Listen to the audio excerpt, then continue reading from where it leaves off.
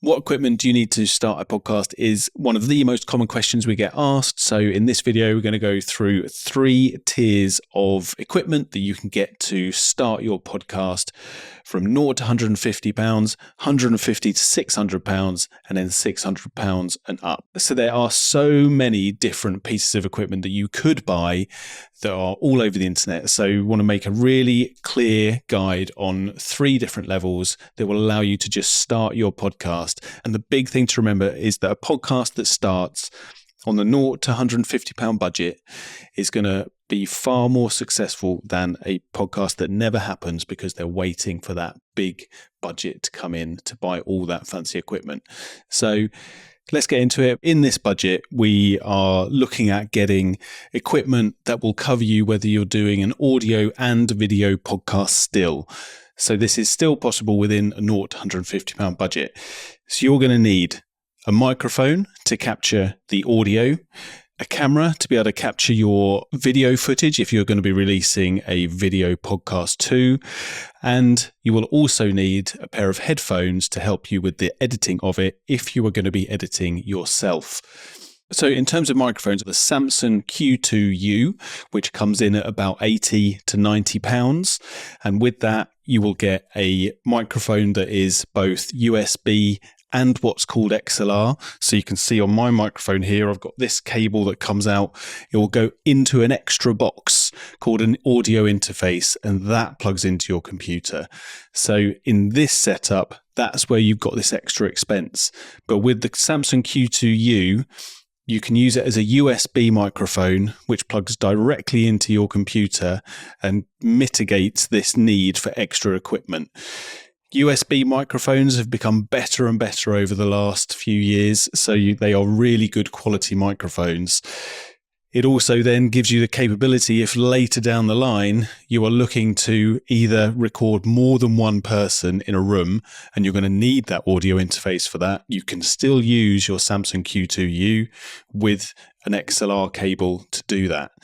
So that is a great microphone that allows for quite versatile recording. Headphones. So you're going to need headphones to either potentially record with or definitely to edit with as well. So you will want some closed back headphones, they're called. So the ones I have here, you can see the grill, which means they're open back. These are kind of professional quality for editing and things like that, but they would not be very good for recording because all the sound spills out of these. So you want something closed back like KRK KNS 6402 headphones. They're at £40 roughly, and they will be brilliant for both recording and editing. So between the microphone and the headphones, we're looking at about £120. And that is our budget spend for this, because if you are filming, what I would recommend is using your phone. So on the back of pretty much everyone's phones these days, we've got 4K cameras, so you can record really high quality video. Always keep it in landscape, because that will be what you need for your YouTube videos and your podcast episodes going out on Apple and Spotify. If you're putting video up there too, you can always cut clips into vertical format later on. So never record on your phone in vertical for podcasts. Always do it in landscape. So what you will need is some kind of phone stand, which you can get again from Amazon for about £10-15 as well, to hold your phone up. So you've got a microphone, headphones, and a camera there. And the software you're going to use to record on is called Riverside, and that will have a free account as well that you can use to record your podcasts on. There are some limitations to using the free account, like the amount of time you can record over the month, the type of editing features that you are able to use if you are going to be editing your own podcasts on Riverside as well. So that is our 0 to £150 budget, and that will be a great starting point to get you going with your podcast. In tier 2, we're going to be looking at the £150 to £600 budget, and this will take your quality of recording, both audio and video, up a level. This time for a microphone, we are going to be going up in quality, and for that, we're going to go to the Shure MV7. So there are quite a few different versions of this. So the MV7 Plus is the latest one that would be for individual podcasters, just like my setup. This is the older version of the MV7, and it is a brilliant microphone for recording at home. There is a dynamic microphone like the Samson Q2U, so great quality. And with newer versions to mine, you've got things like gain control on the microphone. Again, you can choose between USB or XLR, so you've got that versatility for your setup. So you can use the USB to plug in and go straight away. It's got really clever stuff like technology that will allow you to denoise when you're recording, to clean up the quality of the recording as you are capturing it. This is an industry standard microphone, so I would definitely recommend going for this one for your audio capture. For the video capture, we can start to look at things like webcams. So there are some really good 4K webcams out there at the moment. So the Insta360II or the Link 2C is a bit more expensive, but the Insta360II you can get for between £100 and £150, and they give you really good quality for capturing at home without having to go for really expensive DSLR cameras. The additional thing you will need at this level to take your video recording to a higher quality is a key light. So you've got things like the Keylight Neo, which is a new key light from Elgato, or for a little bit more, the Elgato key light itself. But the main thing you want to look for in a key light is the ability to be able to control both the brightness and the color temperature. If you can control the color temperature, then you can start to kind of create a mood, a feel to the lighting of your footage. And you can also start to work with the webcam with the settings between the key light and the camera itself to, again, enhance the quality of your footage. So some will just do brightness. You want to go for something that does color temperature and brightness. For the headphones, we can go for exactly the same type of headphones as in the lower budget. The KRK KNS 6402s are brilliant. They can just work across all budget areas really, because they're a good quality headphone that will allow you to do both recording and editing. So for this one, in terms of the software that you need, you will want to go for a paid account of either something like Riverside or Descript, both great platforms for recording podcasts. They will have much more time that you can record per month, and you will also get all of the editing features that they have available too. They come in at around $24 a month. So that's something you want to factor into the lifetime of your podcast. And that will be potentially your home for recording and editing your podcast if you're doing it all yourself. So in this budget, you've got your Shure MV7, Insta360 camera, your Elgato light, your headphones, and your recording software. And finally, tier 3, our budget of £600 and up. We are looking at really professional quality equipment that is going to be almost like a podcast studio that you're going to be setting up. So for this, in terms of audio capture, the Shure SM7B is the industry standard microphone that you will use to record your podcasts. So they are, again, dynamic microphones, but they only come with XLR cable inputs.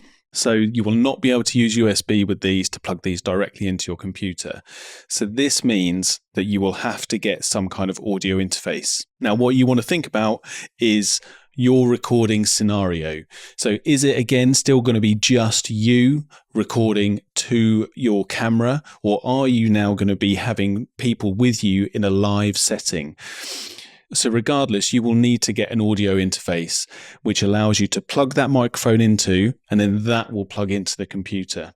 So audio interfaces can come in all sorts of different formats. So you can get some that you can plug one microphone into, or you can get others that you can plug 4 or more into. So you've got to think about how many people am I going to be recording with and get an interface that will allow you to do that. So a couple of examples of interfaces. One would be the Focusrite Scarlett series. So you've got all sorts of different ones here that will allow you to plug either 2 microphones into, or 4 in this case. So you're looking at between nearly £300 and £500 for those. Or another really good quality one that is used a lot in the podcast industry is the Rodecaster Pro 2, which comes in at over £600. And this will allow you to plug in 4 microphones, and it's got all sorts of stuff in there that you can do live podcasting with, like putting in effects or different sequences. You've got all sorts of stuff that you can use with that, which is a really great piece of kit. Again, you will need headphones of some kind to be able to both hear what you were recording. So this is going to be really important with an audio interface, that you're going to plug your headphones into that interface to be able to hear live what is coming through your microphone. Again, particularly at the beginning, so you can make sure everything is set up and going in correctly, because you don't want to start recording, come back to it later and you can't hear anything because something wasn't set up right. So again, the KRK headphones will be great for this as well. Another area of a much bigger expense will be lighting, because you're going to be looking at things that are going to be used more in professional studio setups.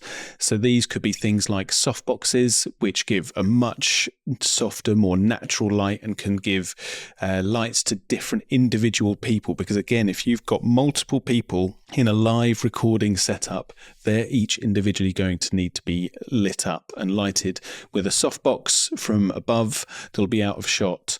And also then you're going to be starting to think about how you want your scene to look. So the lighting in shot. So quite often you see people doing the fashionable thing of having neon lighting and stuff like that around, or it could be simple lighting that gives depth behind. So you don't have to go for what lots of people do with the neon stuff if that's not your style. But you do want to think about different bits of lighting to create depth and interest in your scene around you, as well as softboxes. So Godox softboxes are a great option to go for. Again, you can get a couple here for about £760. So finally, in terms of cameras, this is where the expense can vary massively. So we're going to look at one that is still at the lower end of DSLR camera budgets, and these are the Sony ZV-E10 cameras, and they are roughly about £500. So these capture really good quality 4K footage, so you can get additional lenses as well to get wider shots and things like that. So you could be looking at, again, if you've got multiple people, having to have a few different cameras. So a camera on each person, possibly a wide shot camera as well.